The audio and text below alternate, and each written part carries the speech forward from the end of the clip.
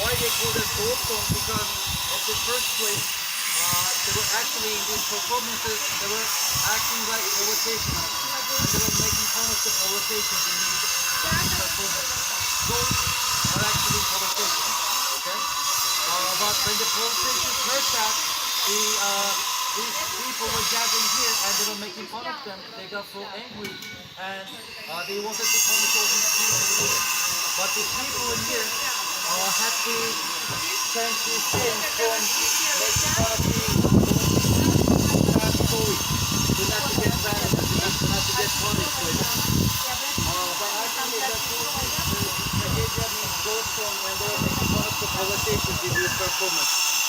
But when the politicians came, they always used to proceed at the same time to succeed. By using their powers, by using their reputation and everything, right? But of course, the public in here, they were so angry with this act. They didn't want the politicians to do this. In the end of the